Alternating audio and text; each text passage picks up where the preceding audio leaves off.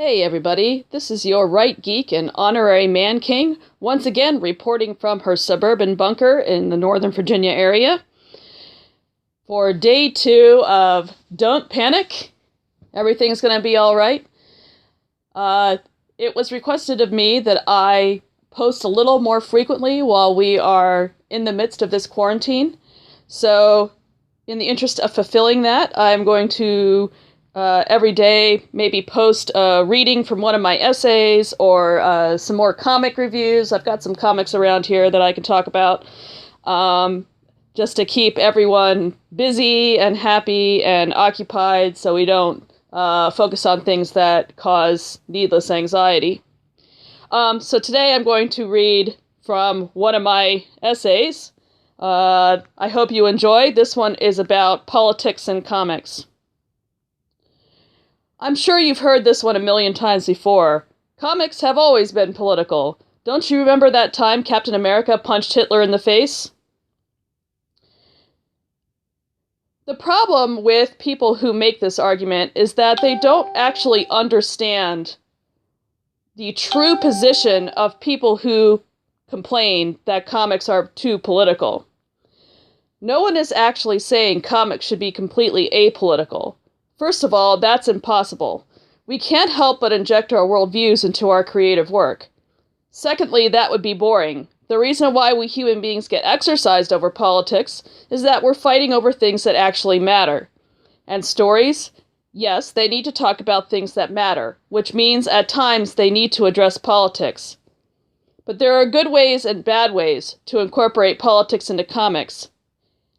And here's where we get to the meat of what certain individuals in the fandom are saying when they say that comics have become too political.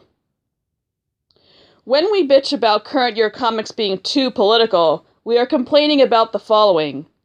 First of all, an excessive reliance on political themes.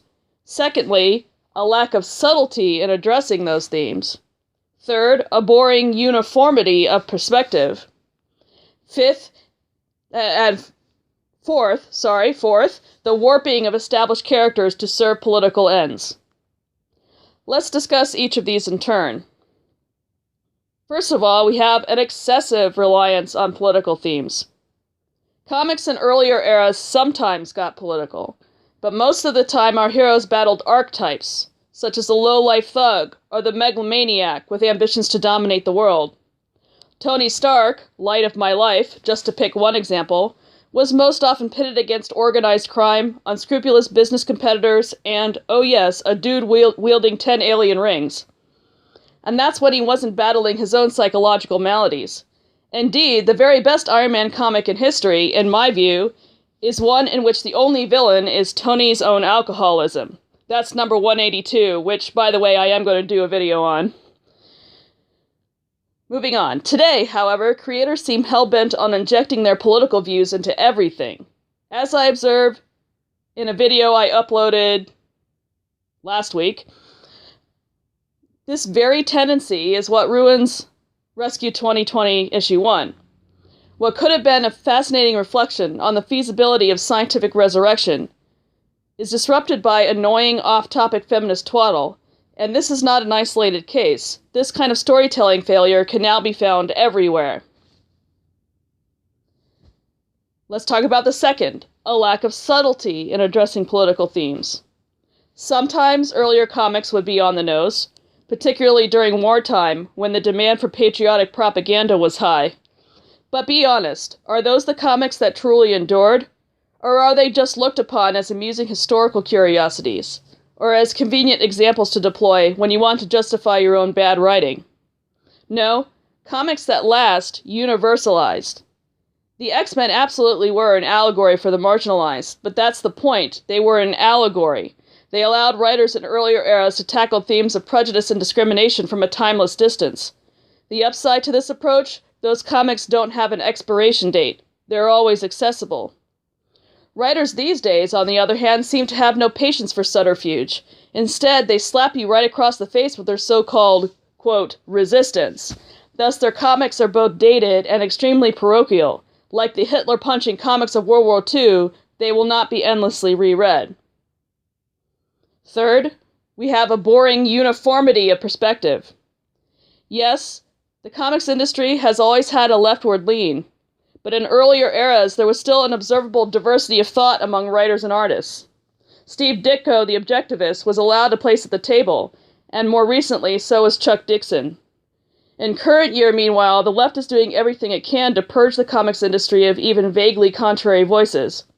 Hell, regardless of your own views, if you even so much as talk to a known dissenter, you're now a prime target for cancellation.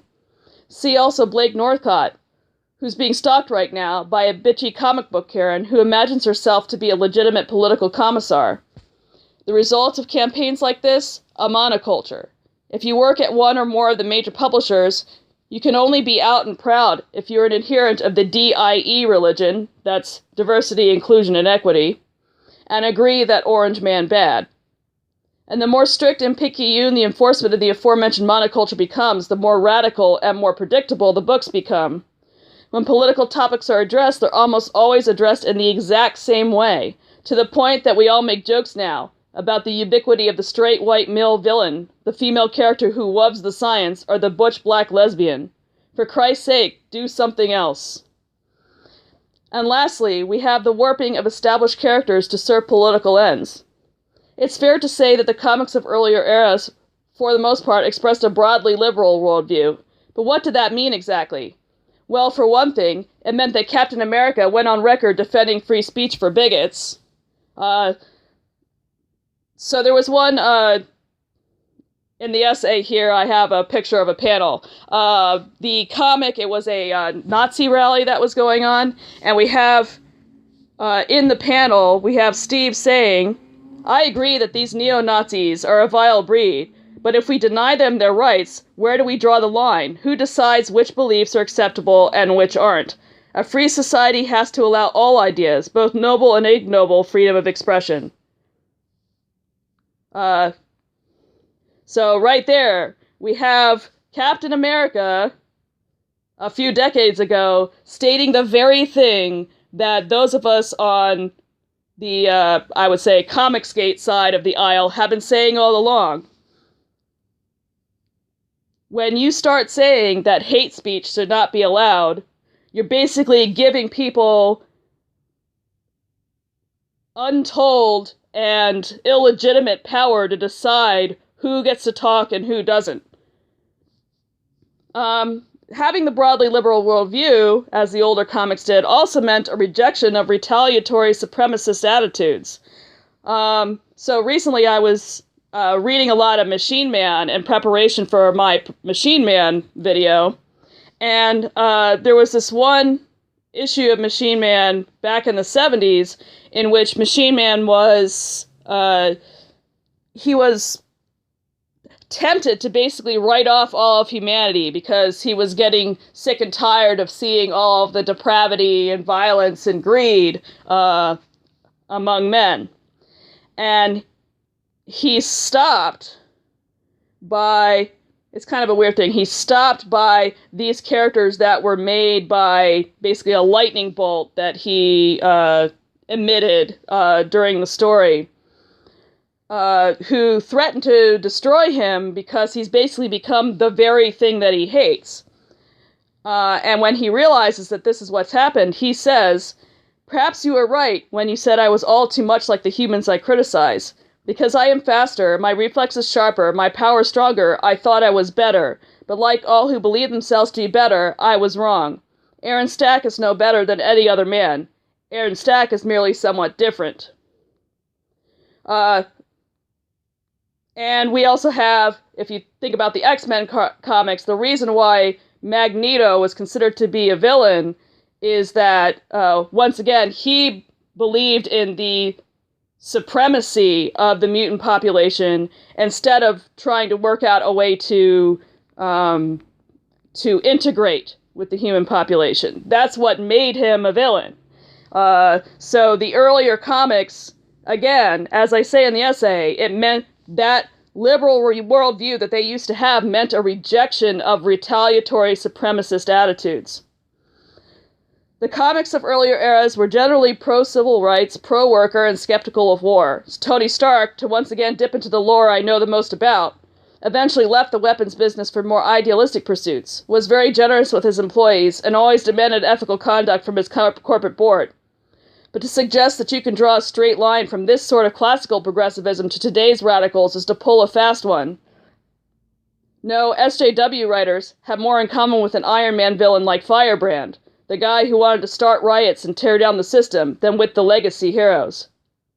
And because a bunch of Firebrands are now in charge of the comics sold in the direct market, said legacy heroes, they're being absolutely butchered.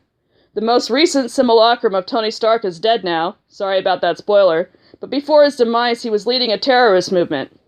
Steve Rogers has been deconstructed and consequently robbed of his agency. She-Hulk has apparently become a violent feminist vigilante. The X-Men now appear to be segregationist mutant supremacists, although, I don't know, maybe the other shoe will drop. We'll see what happens there. Need I go on? Teal'c. There's no continuity between early canon and the present. On the contrary, there's been a fundamental rupture. To be sure, none of the above commentary is meant to suggest that there are no readable comics coming out of the mainstream industry.